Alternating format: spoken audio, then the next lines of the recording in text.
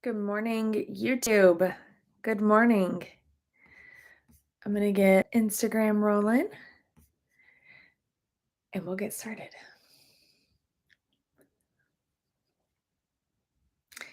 Good morning, Instagram. Welcome to the PT on Ice Daily Show. My name is Dr. Alexis Morgan. I am faculty with the Pelvic Division, and I'm excited to hop on here. I feel like it's been a little while. Our team has been on here every morning talking about all things pelvic floor from pregnancy and postpartum and kind of everything along the life spectrum. And that's kind of the direction we're heading as we're talking about a lot of pelvic things. So that's why today I'm going to talk about pelvic organ prolapse and kind of this new treatment matrix, if you will. Good morning. This new treatment matrix for pelvic organ prolapse.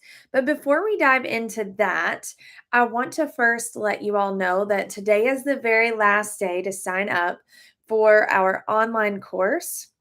It's 8 weeks long and it is starting tomorrow. So if you're on the fence, hit me up, ask any questions to any of us faculty, and we would be happy to answer. We would love to have you in this 8 week cohort.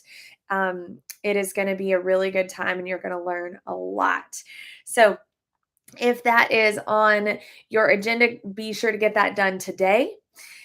And we've got so many live courses upcoming. In 2 weeks, Jess, Rachel, and I will be in Rochester, New York. We would love to have you join us. That's going to be a big crew.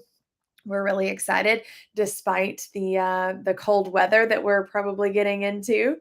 But we've also got so many courses planned for the rest of this year. So hop on to ptonice.com and look at all of the courses. Be sure to catch a live course. They are so much fun. You learn so much, and we just absolutely have a blast. So with that, let's talk about the pelvic organ prolapse treatment matrix. So when we are talking about prolapse, we've known for several years now that symptoms don't necessarily equal objective findings, and the opposite is true. So, objective findings don't necessarily equal symptoms. Really, it doesn't come at a surprise for us, right? Because we have all of that literature, and we've all been on here talking with you all about how similar it is in pelvic organ prolapse to disc bulge in the low back or the neck. So often there are exam findings that show us there's objective findings, but there are no subjective complaints. And so we've known that for quite a while. But when it comes to discussing who gets what type of treatment, it can get a little bit confusing because we're talking about maybe some people who have symptoms, some people who don't, some people who have objective findings, but those who don't, and any kind of mixture in between. And really, when it comes to these two factors, these yes/no factors, what we can essentially do is create a grid. And if you're listening on the podcast, maybe you can imagine it. If you're watching here, I'm kind of drawing it out with my hands. But on the x-axis is objective signs of descent. And on the y-axis is subjective signs. So the further away you get, okay, you're following me for the setup here, the further away you get from this is going to be more and more symptoms or more signs. So more signs of descent, less signs. More subjective symptoms, less subjective symptoms, okay? So we have our grid here. So if we make a grid into four sections, what we have is on that top very far corner, we have high objective findings and high subjective findings, meaning somebody in this quadrant, we'll call this quadrant 1, because we're talking about it first. Quadrant 1. In this quadrant, they have on objective assessment, they have pelvic organ prolapse. They have descent that we can see. They also have symptoms. These individuals are many of whom seek care because they have symptoms. Because they have a sensation of a vaginal bulge, more than likely, or potential difficulty emptying the bladder fully. That's another really common one in that high symptom, high severity. So we treat this out. We treat the whole individual. We don't just focus on the pelvic floor, but we also focus on their hips. We also focus on their entire body and their whole system. We help to get them stronger, but it takes a little bit to get there. There's likely some pelvic floor weakness. That takes a while to build up strength. There's likely some lack of coordination, lack of awareness. It takes a while to build these things together. So it's a little bit of a longer treatment paradigm in that top corner. But pelvic floor physical therapy, pelvic floor muscle training, it works. We have quite a bit of literature showing us that it absolutely works. There's even some research that has shown a descent in the grading system of the pelvic organ prolapse that is present. So a stage 3 after physical therapy or after that muscle training can become a stage 2. So it absolutely works for these individuals. So that is that top quadrant number 1 in our little matrix here. So quadrant number 2, we're just going to shift. So remember, this one is the bottom axis is objective findings. The Y is subjective. So in that treatment box here, we have high subjective symptoms, but low to no objective symptoms. Well, you can imagine that this treatment philosophy is going to look very different than one who has objective findings, right? So for these individuals, their nervous system has really ramped up. It is feeling these symptoms of heaviness when there is no descent or there is minimal and what we call normal descent, stage 1.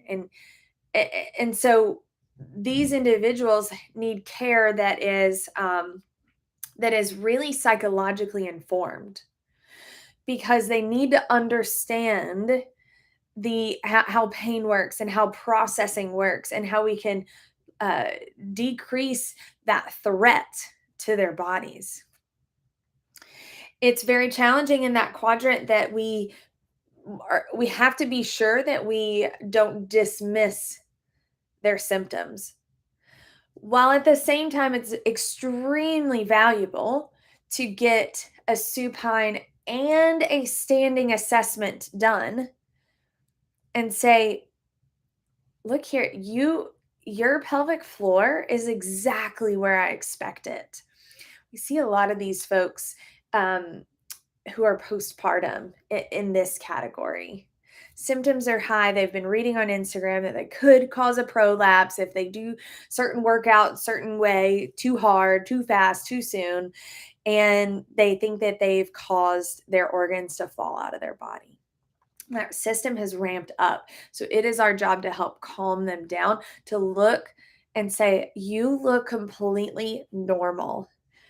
Now, let's see how your nervous system is doing. Let's talk about that, because that's ramped up. Let's calm that down, and explaining that to them. Super, super important, particularly because these individuals, they are in many cases so centrally sensitized that they're looking for care anywhere, and they may go to surgeons' offices and they may have a surgery. And the sad part about that is we have studies that show that outcomes are much poorer when central sensitization is on board.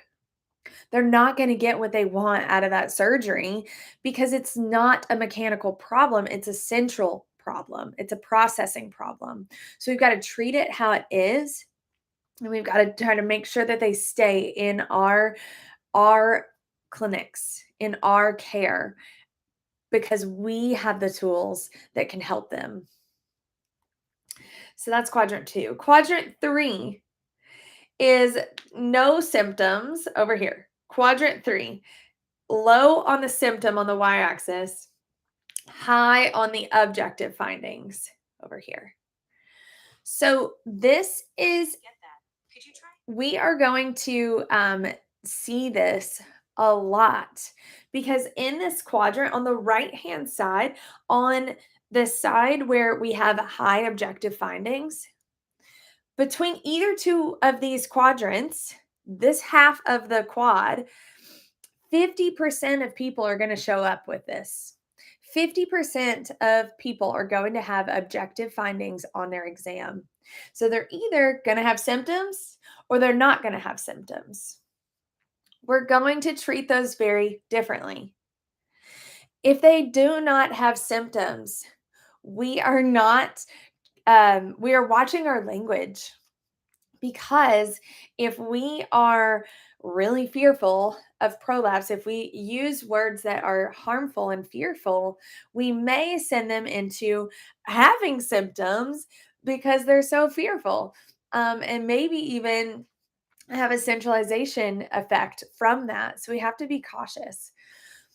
But in this category, usually if somebody's getting a pelvic floor exam, there's probably something going on with pelvic floor. And so even if it's not symptoms of prolapse, it's something likely to do with pelvic floor. And so we are going to treat these individuals with exactly what they came in for, but we're also going to add things for them, for everyone, but specifically for them, knowing that they have objective findings, we're going to help make sure that they know that they don't need to strain really hard when they poop. They don't need to hold their breath and strain and push really, really hard. We can teach them really good pooping mechanics. Of course, we're going to teach them lifting mechanics and how to use their pelvic floor with lifting. That's our bread and butter, right? If that's not yours, you got to make it to our live course because we go all over that in our course. But we're going to teach them how to lift. We're going to teach them all of these management strategies that are just healthy. They're not fear-based. They're just this is how you use your pelvic floor. And for those individuals, we can actually prevent symptoms down the road. They're probably going to have some version of pelvic floor muscle training. Great. This is actually preventative. There was a study in 2016, the PrevPol trial, and they actually saw that by doing 16 weeks of muscle training, 2 years later, the individuals who had muscle training were less likely to have symptoms, far less likely to have symptoms, far less likely to go into the medical system for care. So when we see these individuals, we want to give them good care. We don't want to heighten them. We just want to make sure that they know how to utilize their pelvic floor, and then they're good to go, right? And then our last quadrant, quadrant 4, is the little, in my head, that's green. And that is the no objective findings and no subjective findings. In a pelvic floor office, that's probably going to be pretty rare. You may wind up seeing it if you are using pelvic floor exam to maybe rule out a hip or low back pain, thinking that maybe it's pelvic floor. You may kind of see that in that world, but in many cases, we're not going to see that. But for those individuals, of course, they don't really need that care. I would argue that they should learn awareness of pelvic floor and some of those strategies that we talked about for when there is pelvic organ prolapse on board. Because again, we don't believe that there's just one thing for these one individuals. It's kind of like pelvic health as a whole. But other than that, they don't really need our care, and that is a beautiful, beautiful thing. So that is our treatment matrix. So you can think about it in that quadrant. So high symptoms and objective findings. Over here, we've got high symptoms, but really no minimal to no objective findings. In the bottom corner, we've got objective findings, but not subjective issues. And then we've got no subjective and no objective issues. So, as you're thinking through your pelvic floor exam and as you are considering pelvic organ prolapse, consider this matrix. Consider thinking about treating them accordingly because it is drastically different depending on which quadrant they fall under. So I hope that's helpful for you all. And if you have any questions about it, please feel free to comment below, or you can DM me. I would be happy to discuss. Put a lot of thought into this over the last several weeks, and so I'm really curious to hear what your thoughts are about it. Thanks so much for listening. Have a wonderful Monday, and don't forget to sign up for our online course. It ends today, or our live courses, all upcoming every single month throughout the year. Have a good one.